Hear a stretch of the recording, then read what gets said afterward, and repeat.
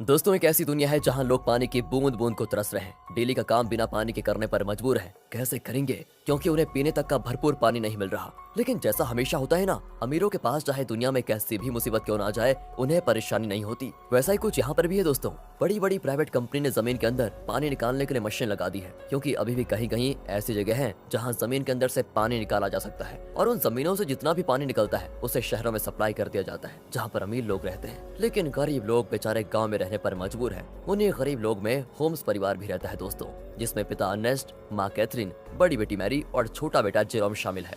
बड़ी मुश्किल से यह परिवार गांव में अपना गुजारा कर रहा था। अर्नेस्ट की काफी बड़ी जमीन भी थी, जिसमें उसके पिता खेती किया करते थे। लेकिन पानी की कमी होने की वजह से अर्नेस्ट खेती नहीं कर पा रहा है। उसने सरकार से भी बात की कि मेरी जमीन अभी भी फर्टाइल है, यानी कि पानी मिले तो इस पर फसल उगाई जा सकती है। लेकिन किसी को भी अर्नेस्ट की बात पर भरोसा नहीं है। इसलिए अर्नेस्ट खुद से ही जमीन खोद कर ट्राई करता है कि क्या पता उसकी किस्मत अच्छी हो, उसे पानी मिल जाए, जिससे उसका खेत फिर से हरा भरा हो जाएगा और फसल बेचकर वो पानी की कमी को भी अपने परिवार के लिए पूरा कर लेगा। दोस्तों, एक दिन की बात है कि अर्नेस्ट के खेत में जहाँ उसने पानी निकालने के लिए मशीन लगाई थी, वहाँ पर दो चोर आ जाते हैं जो उस मशीन को चुराने आए थे। अर्नेस्ट तुरंत ही गन लेकर वहाँ पहुँचता है, और चोरों को जैसे ही पता चलता है कि अर्नेस्ट यहाँ पर आ चुका है, वो लोग बहाना करने लगते हैं कि हम तो बहुत दूर से आए हैं, थोड़ा पानी मिल जाता तो आपकी मेहरबानी होती। पर दोस्तों, तभी वो चोर मौका देखकर अपने पास रखी गन निकाल लेते हैं ताकि अर्नेस्ट को शूट कर पाए। लेकिन अर्नेस्ट का पाला तो ऐसे चोरों से डेली पड़ता था, इसलिए वो तुरंत ही उनके शॉट करने से पहले ही गन चलाकर उन्हें वहीं पर ढेर कर देता है। देखा दोस्तों, ऐसा हाल हो गया है पानी के लिए कि एक दूसरे की जान लेने पे तुले हुए हैं लोग। अर्नेस्ट अपनी मशीन को चेक करने आता है, लेकिन बेचारे को पता चलता है कि यहाँ से जो थोड़ा बहुत पानी निकलता था वो भी खत्म हो चुका है। इसका मतलब कि अब उसे दूसरी जगह फिर से गड्ढा खोदकर मशीन लगानी होगी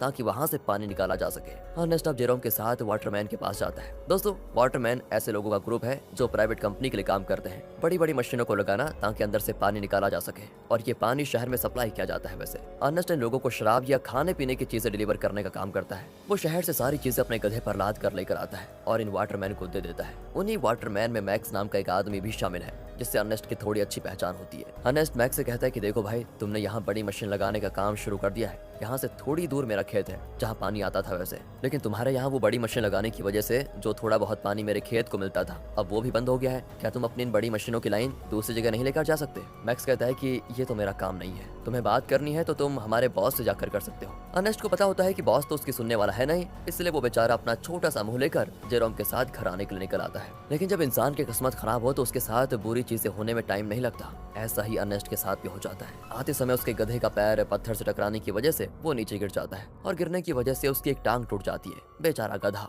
प्यास से पहले परेशान था, टांग टूटने से उसको और तड़पन होती है। इसलिए अर्नेस्ट उसकी तकलीफ को खत्म करने के लिए मजबूरन उससे वहीं मार डालता है। दोस्तों, क्या करता बेचारा। इसके बाद वो एक ऑक्शन हाउस में आता है जहाँ पुराने रोबोट्स को रिपेयर करके बेचा जाता है। अर्नेस्ट ऐसे एक रोबोट को खरीदने आया था ताकि आगे से वो डिलीवरी का काम संभाल पाए। साथ ही ऑक्शन में फेलम नाम का बंदा भी रोबोट पर बोली लगाने आता है। लेकिन आखिर में अर्नेस्ट को वो रोबोट मिल जाता है, जिसे पाकर अर्नेस्ट और जेरोम बड़े खुश होते हैं कि चलो कुछ तो काम की चीज आई हाथ में। इसके बाद दोनों हॉस्पिटल आते हैं जहाँ कैथरीन रहती है। कुछ समय पहले एक दुर्घटना का शिकार हो गई थी कैथरीन, इसलिए वो चल फिर नहीं पाती। इसलिए हॉस्पिटल में वायर के जरिए कैथरीन को रखा जाता है। वायर मतलब जो कैथरीन को चलने में मदद करते हैं। अब देखिए, अर्नेस्ट के पास इतने पैसे तो है नहीं कि वो वायर का सिस्टम खरीद कर घर लेकर आ पाए, इसीलिए वो और उसके परिवार के लोग हॉस्पिटल में ही कैथरीन से मिलने आया जाया करते हैं। अब हॉस्पिटल के बाहर अर्नेस्ट की मुलाकात रॉबी नाम के बंदे से होती है, जो अर्नेस्ट का बढ़िया दोस्त है, काफी ज्यादा करीबी है। उसके पास तो रहने के लिए घर तक भी नहीं है, साथ ही वो दिमाग से भी थोड़ा कमजोर है। इसलिए अर्नेस्ट उसके पास जो थोड़ा बहुत पानी होता है वो रॉबी और उसके परिवार को दे देता है, क्योंकि भले अर्नेस्ट के पास भी पानी की कमी है, लेकिन बंदे का दिल बहुत बढ़िया है यार। अब वहाँ से अर्नेस्ट जैसे ही घर आता है ना, उसके पास फेलम पहुंच जाता है, जो उससे कहता है कि मुझे तुम्हारा रोबोट चाहिए, कुछ जरूरी काम है। अर्नेस्ट को पता था कि फेलम एक नंबर का बदमाश आदमी है, वो रोबोट वापस करने में नाटक करेगा। इसलिए दोस्तों, अर्नेस्ट रोबोट देने से साफ मना कर देता है। साथ ही दोस्तों, मैं आपको बता दूं कि फेलम और अर्नेस्ट की बेटी मैरी का एक दूसरे के साथ चक्कर चल रहा है। अर्नेस्ट ने कई बार मैरी को समझाया कि वो फेलम से दूर रहे, वो अच्छा इंसान नहीं है, लेकिन मैरी है कि सुनने को तैयारी नहीं होती। फेलम की वजह से वो तो अपने पिता से भी नफरत करने लगी है। बताओ दोस्तों, माँ बाप कभी गलत होते हैं क्या? जो बच्चे माँ बाप की बात नहीं मानते उनके साथ तो बुरा होता ही है। कहीं मैरी के साथ भी कुछ बुरा ना हो जाए। खैर, आगे देखते हैं। अगले सीन में अर्नेस्ट एक और जगह गड्ढा खोद रहा होता है, इस उम्मीद में कि शायद वहाँ से कुछ पानी निकल जाए, लेकिन बड़ी मशीनों के पाइपलाइन के कारण आसपास का पूरा इलाका सूखा पड़ चुका था। इसलिए अर्नेस्ट को यहाँ भी निराशा का सामना करना पड़ता है। साथ ही गड्ढा खोदने के दौरान अर्नेस्ट जेरोम से बात कर रहा होता है। वो कहता है, जब मैं शहर गया था वहाँ मैंने एक लड़की को देखा जिसके बाल तो छोटे हैं लेकिन देखने में बहुत सुंदर है। तुम तो बेटा बड़े हो चुके हो, कहो तो तुम्हारी बात करवा दो उससे। मैं नहीं जानता कि इस हालत में हम कब तक जिंदा रह पाएंगे,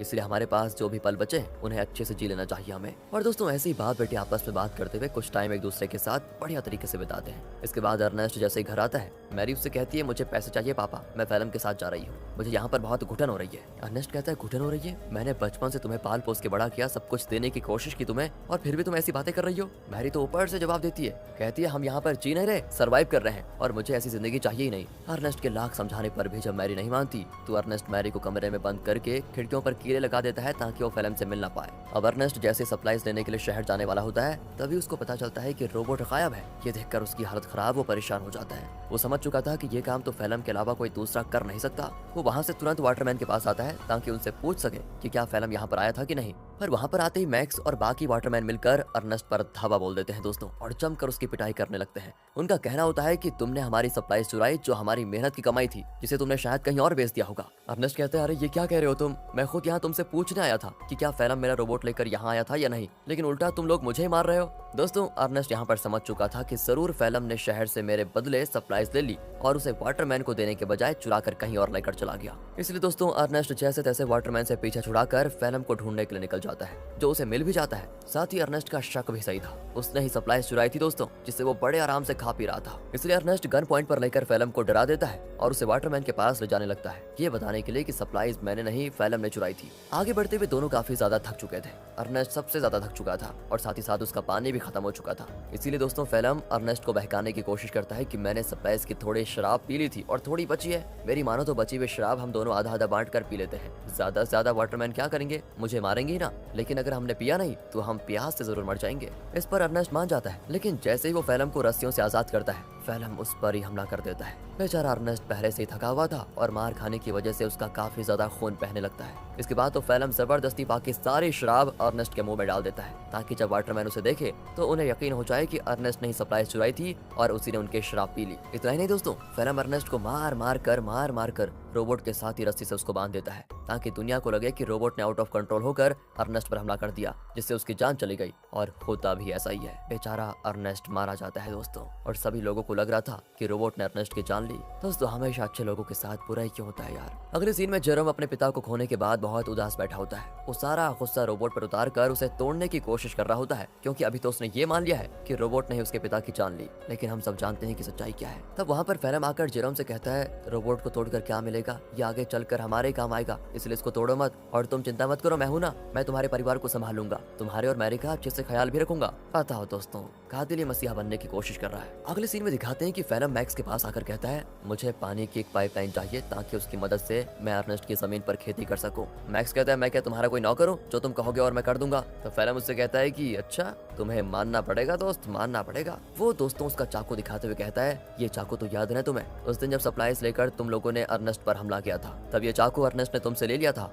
और मुझे ये चाकू उसकी बॉडी के पास मिला जिसमें तुम्हारा नाम लिखा हुआ है। सभी जानते हैं कि मरने से एक रात पहले सप्लाईज लेकर तुम्हारी और उसकी लड़ाई हुई थी। तो मैं क्या सोच रहा था कि मैं जाकर सभी को ये बात बता देता हूँ कि लड़ाई के दौरान तो मैक्स अर्नेस्ट को नहीं मार पाया, लेकिन अगले दिन जब उसे मौका मिला तो उसने अर्नेस्ट को मार दिया और आरोप डाल दिया रोबोट पर। यह सुनकर मैक्स घबरा जाता है और फेलम की बात मानते हुए कंपनी से छुपाकर एक सीक्रेट पाइपलाइन अर्नेस्ट के खेत में चालू करवा देता है, जिससे दोस्तों खेत को पानी मिलना शुरू हो जाता है। सभी बड़े खुश होते हैं कि यहाँ पर फिर से खेती हो सकेगी। फेलम दोस्तों डेली हल जोतता है ताकि फसल उगा पाए। देखते देखते उसकी मेहनत रंग ला जाती है और खेती में चारों तरफ फसल उगने लग जाती है, जिसे देखकर जेरोम और बाकी सभी बड़े खुश होते हैं। साथ ही फेलम और मैरी रिलेशनशिप में भी थे, जिस वजह से मैरी प्रेग्नेंट हो चुकी थी, इसलिए उन दोनों की शादी करवा दी जाती है। शादी से फेलम बड़ा खुश था, लेकिन अंदर ही अंदर उसे ये भी याद आ रहा था कि ये सब अर्नेस्ट का था जो उससे मैंने छीन लिया। आज वो जिंदा होता तो ना ही मैरी से उसकी शादी होती और ना ही ये खेत उसे मिलता। अर्नेस्ट के मरने के बाद फेलम ने उसकी सारी चीजों को दोस्तों अपना लिया होता है, लेकिन ये इंसान यहाँ पर भी नहीं रुकेगा। अभी आप इसके पाप देखिए कितना करता है ये। अगले सीन में बैंक से कुछ कर्मचारी आते हैं जो फेलम के पैरों तले जमीन खिसका देने वाली बात बताते हैं कि जमीन पर तुम्हारी फसल होगी है। उस जमीन को अर्नेस्ट ने गिरवी रखा था, वो तो मर गया, इसलिए अब ये जमीन बैंक की होती है और इसमें जो फसल होगी है वो भी बैंक के पास ही जाएगी। फेलम कहता है नहीं, ऐसा नहीं हो सकता, ये बात तुम्हें पहले बतानी चाहिए थी जब यहाँ पर फसल नहीं उगी थी उस समय, और अगर तुम पहले बता देते तो मैं कोई दूसरी जमीन देख लेता। लेकिन दोस्तों बैंक वाले नहीं मानते, वो कहते हैं कि एक हफ्ते के अंदर अगर पैसे नहीं मिले तो इस जमीन को तुम भूल जाना। इतना कहने के बाद वो चले जाते हैं। फेलम तो परेशान हो चुका था कि अर्नेस्ट ने तो मुझे बेवकूफ बना दिया, बेकारी कहेगा, जमीन तक गिरवी रखिए, बताओ अब पैसों का बंदोबस्त कैसे कर पाऊंगा। बताओ दोस्तों, ये तो वही बात हो गई, उल्टा चोर कोतवाल को डांटे। खैर अब फेलम जेरोम से कहकर रोबोट ले जाने लग जाता है। वो कहता है मैं रोबोट को बेचने जा रहा हूँ ताकि इससे मिले पैसों से बैंक वालों का उधार चुका पाऊँ। लेकिन दोस्तों फेलम शरीफ आदमी नहीं था। वो रॉबी के पास आता है, वही रॉबी दोस्तों जो काफी ज्यादा करीब है, और वो उसे बहाने से साथ में ले जाता है कि मेरे साथ चलो, मैं तुम्हारे लिए पानी वगैरह का बंदोबस्त करता हूँ। इसलिए बेचारा रॉबी अपने बच्चे को लिए फेलम के साथ चला जाता है। लेकिन मैंने कहा था ना दोस्तों, फेलम के पापों का घड़ा भरा नहीं है। वो धोखे से बेचारे रॉबी के बच्चे को बेच देता है, जिनसे मिले पैसों को वो बैंक वालों को दे देगा। अब इसकी खबर जैसे रॉबी को लगती है, वो फेलम से झगड़ा करने की कोशिश करता है। लेकिन जहाँ पर फेलम ने बच्चे को बेचा था वहाँ झगड़ा वगैरह करने का रूल नहीं होता।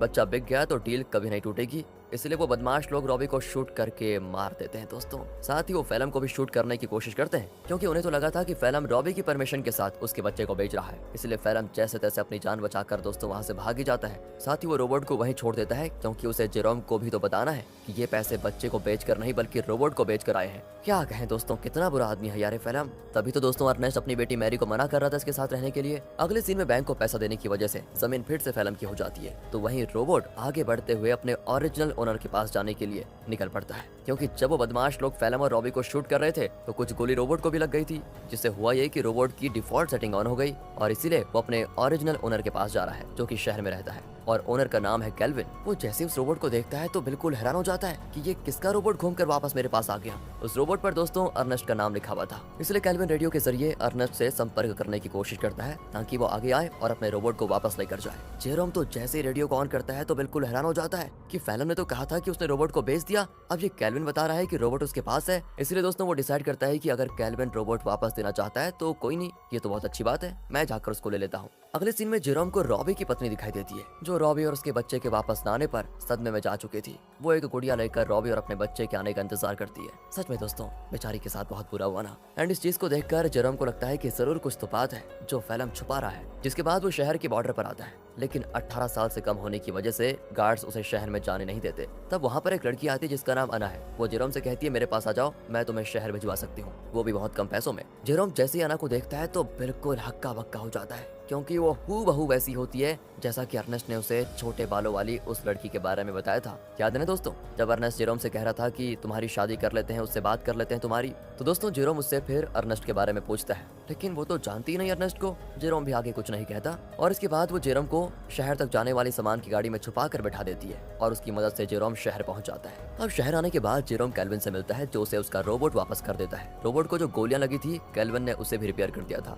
साथ ही उसने रोबोट की सेटिंग भी सही कर दी थी। तब जेरोम जैसे ही रोबोट को ध्यान से देखता है तो पता चलता है कि इसमें तो कैमरा लगा हुआ है, जो कि लेजर बीम की मदद से वीडियो रिकॉर्ड करता है। वीडियो साफ रिकॉर्ड तो नहीं होता, लेकिन इतनी क्लियर जरूर होती है कि उसे देखा जा सके। और तब उन वीडियोस में जेरोम को उसके अर्नेस्ट के साथ बिताए हुए पल दिखाई देते हैं, जिन्हें रोबोट ने रिकॉर्ड कर लिया था। उन्हीं वीडियो में दोस्तों वो वीडियो भी होती है जब फेलम अर्नेस्ट को मार रहा था और रस्सी से बांधकर उसे रोबोट के साथ जोड़ दिया था। इस चीज को देखकर जेरोम को एकदम से सदमा लगता है। उसे सच्चाई का पता चल चुका था कि उसके पिता का मरना कोई एक्सीडेंट नहीं था, बल्कि फेलम की सोची समझी साजिश थी। इसलिए वो रोबोट को लेकर वापस घर आ जाता है और आते ही फेलम को ये नहीं बताता कि उसको सब कुछ पता चल गया है, क्योंकि अगर मैरी को मालूम पड़ा कि ये सब फेलम ने किया तो वो तो सदमा बर्दाश्त नहीं कर पाएगी, ऊपर से वो प्रेग्नेंट भी है। इसलिए जेरोम एक प्लान बनाता है। वो फेलम से कहता है कि मैंने रेडियो पर सुना कि रॉबी तुम्हें बुला रहा है। अब ये सुनकर फेलम परेशान कि रॉबी तो मर चुका है, ये कौन सा रॉबी बुला रहा है। इसलिए वो कहता है कि शायद वो कोई दूसरा फेलम होगा जिसके लिए वो रॉबी बोल रहा है। अब प्लान फेल होता देखकर जेरोम एक लेटर लिखता है फेलम को, ताकि फेलम को ऐसा लगे कि ये लेटर रॉबी ने भेजा है